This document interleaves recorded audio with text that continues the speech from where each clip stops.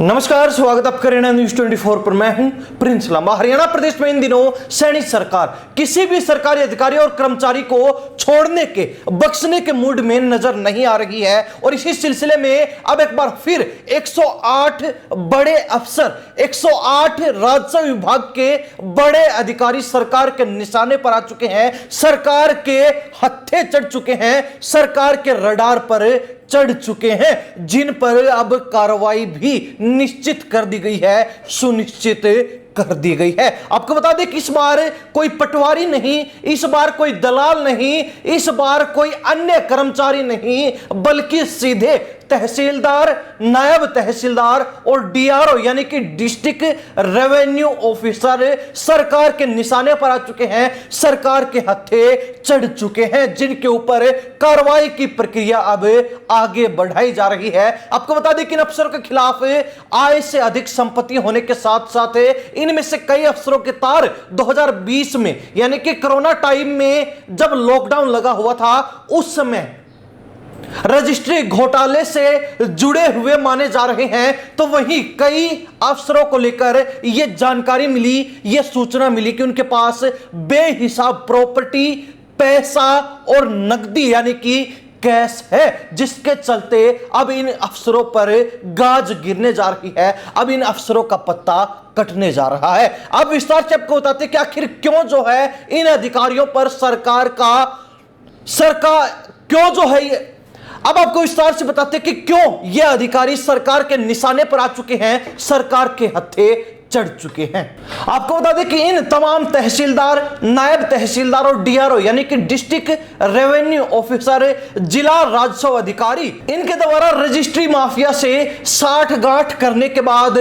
मोटी रकम वसूलने के एवज में फर्जी रजिस्ट्रियां की गई, बिना अनुमति के, बिना मान्यता के, बिना एनओसी के रजिस्ट्रियां की गई, जिसके चलते ये अधिकारी, ये अफसर जो है अब सरकार के निशाने पर आ चुके हैं। आपको बता दें कि इन अफसरों ने ना केवल गलत रजिस्ट्रियां की बल्कि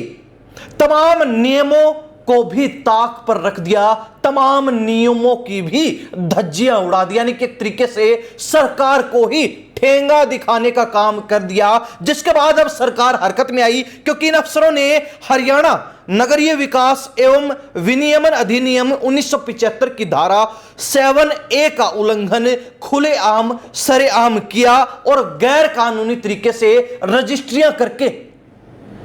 उसके एवज में, उसके बदले में रजिस्ट्री माफिया से मोटी रकम वसूली, मोटी रिश्वत वसूली, मोटा पैसा वसूला और जिसके चलते ही अब यह अधिकारी सरकार के निशाने पर आ गए हैं, सरकार के हत्थे चढ़ चुके हैं। आपको बता दें कि अब सरकार को यह खबर भी लगी है, सरकार के पास यह इनपुट पहुंचा है कि इन अफसरों के पास आय से अधिक संपत्ति है, यानी कि जिन अफसरों पर शक है उनके पास आय से अधिक संपत्ति है और ऐसे अफसरों को भी चिन्हित किया जा चुका है जो अफसर मालदार पार्टी हैं, यानी कि जिन अफसरों ने मोटी रकम वसूली है, फर्जी रजिस्ट्रियों में जिन अफसरों का हाथ सबसे ज्यादा है, जिनकी ऐसे मामलों में जड़ें सबसे नीचे जमी हुई हैं, सबसे गहरी जा चुकी हैं, उनका नंबर सबसे पहले आने वाला है और सबसे कम गड़बड़ करने वाले अफसरों का नंबर सबसे लास्ट में आएगा। लेकिन यह जरूर तय है कि सरकार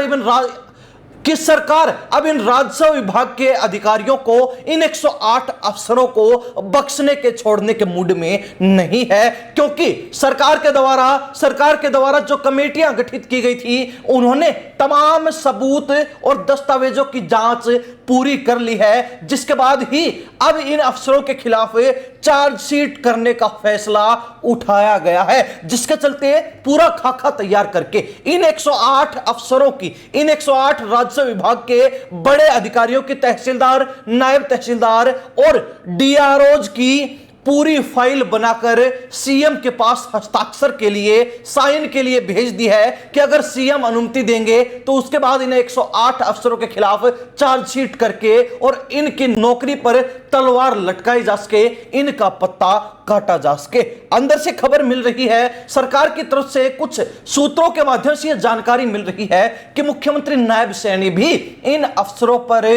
कार्रवाई के लिए तत्परता दिखाते नजर आ रहे हैं। वो भी इन अफसरों के खिलाफ चार्जशीट फाइल करने के लिए हस्ताक्षर करने के इच्छुक हैं और उनकी तरफ से यह आश्वासन मिला है कि जल्द ही वो इस पर साइन कर देंगे। ये एक बड़ा फैसला ले लेंगे कि इन अफसरों के खिलाफ चार्जशीट दाखिल की जाए और इनके ऊपर गाज गिराई जाए, इनके ऊपर कार्रवाई की जाए। हालांकि मुख्यमंत्री की इस तत्परता के पीछे भी एक बड़ी वजह है। अगर इन अधिकारियों का हाथ सिर्फ फर्जी रजिस्ट्रियों तक ही होता,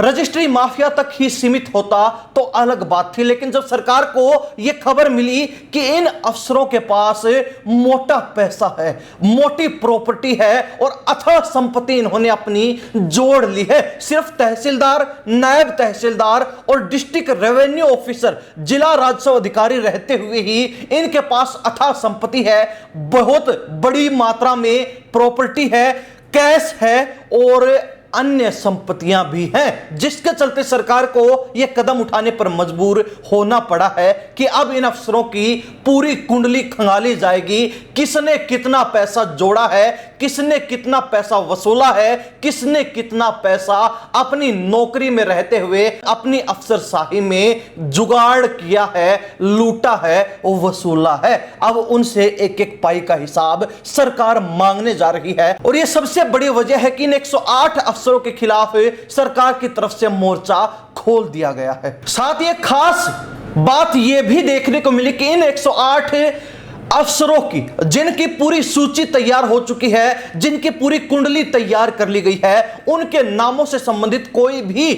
लिस्ट, कोई भी सूची अभी तक लीक नहीं हुई है। पूर्व में आपने देखा होगा 370 पटवारियों की एक सूची जो सरकार के द्वारा बनाई गई थी वो लीक हो गई थी। हालांकि ये जानकारियां खुफिया होती हैं, खुफिया विभाग के द्वारा ये जानकारियां इकट्ठी की जाती हैं, उनके द्वारा ये लिस्ट बनाई जाती है, लेकिन बावजूद इसके उन पटवारियों की वो सूची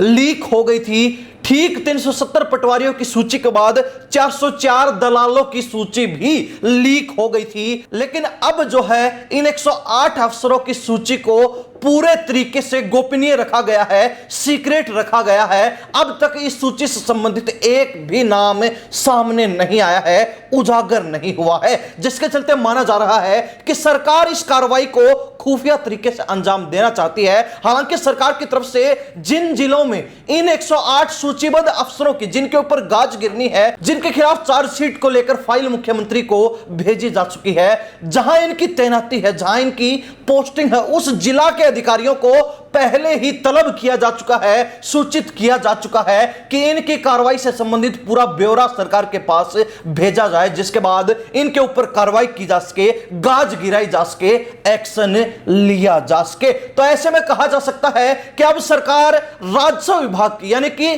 तहसील वगैरह से जुड़े हुए पूरे डिपार्टमेंट के अंदर बड़े स्तर पर हरियाणा प्रदेश में सफाया करने जा रही है। 108 बड़े अफसर, जिसमें तहसीलदार, नायब तहसीलदार और जिला राजस्व अधिकारी शामिल हैं, उनकी चार्जशीट को लेकर फाइल तैयार कर ली गई है, मुख्यमंत्री को भेज दी गई है। अब बस इंतजार है तो मुख्यमंत्री नायब सैनिक के हस्ताक्षर का, उनके साइन का। उसके बाद इन अफसरों की छुट्टी कर दी जाएगी। इन अफसरों को बड़ा खामियाजा रिश्वत का पैसा वसूलने के लिए भुगतना पड़ेगा। हालांकि इन्होंने बड़ी स्तर पर जो रजिस्ट्री घोटाला किया, जिस तरीके से रजिस्ट्रियां गलत की, गैर कानूनी की और उससे मोटा पैसा बनाया, उसमें इन्होंने 7A अधिनियम का सीधे तौर पर और सरेआम उल्लंघन किया। अब ये 7A क्या होता है, चलते चलते वो भी आपको बता देते हैं। 7A के तहत किसी भी क्षेत्र को, किसी जमीन को अधिसूचित कर दिया जाता है।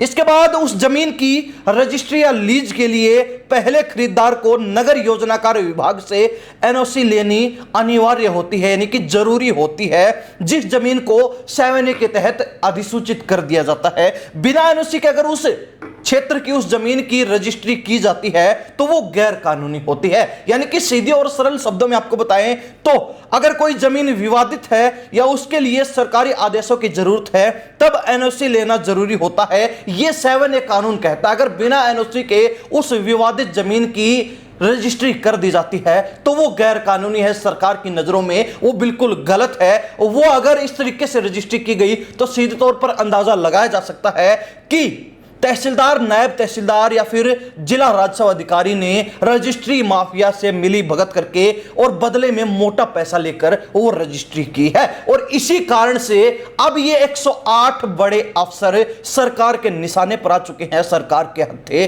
चढ़ चुके हैं, जिनके ऊपर बहुत जल्द कार्रवाई होने जा रही है। और इस मामले को, इस खबर को देखने के बाद यह भी जरूर तय हो गया कि हरियाणा के अंदर सरकार इस समय खुखार मूड में है। सरकार इस समय बड़े एक्शन प्लान को धरातल पर उतारने के लिए काम कर रही है। हालांकि अब तक इतना जरूर है कि सैनी सरकार ने धमकियां जरूर दी, सैनी सरकार ने सूचियां जरूर बनाई, लेकिन धरातल पर किसी भी अधिकारी और कर्मचारी पर अब तक कार्रवाई नहीं हो पाई है। लेकिन अब देखने वाली बात रहेगी कि इन 108 अफसरों की, जिनकी सूची बना ली गई है भ्रष्टाचार के मामले में, गैर कानूनी रजिस्ट्रियां करने के चलते, जिनके रजिस्ट्री माफिया से सीधे सीधे लिंक है, सीधे सीधे तार जुड़े हैं, तो ऐसे में क्या इन अफसरों पर अब कार्रवाई हो पाएगी, सरकार करेगी, या फिर इन अफसरों की सूची भी पहले वाली सूचियों की तरह धूल फाकती हुई नजर आएगी? ये एक बड़ा सवाल है। हरियाणा प्रदेश की जनता इस मामले को लेकर क्या राय रखती है, कमेंट के माध्यम से जरूर लिख दीजिए। इन्हीं सब बातों के साथ प्रिंस लांबा, हरियाणा न्यूज़ 24। नमस्कार, जय हिंद।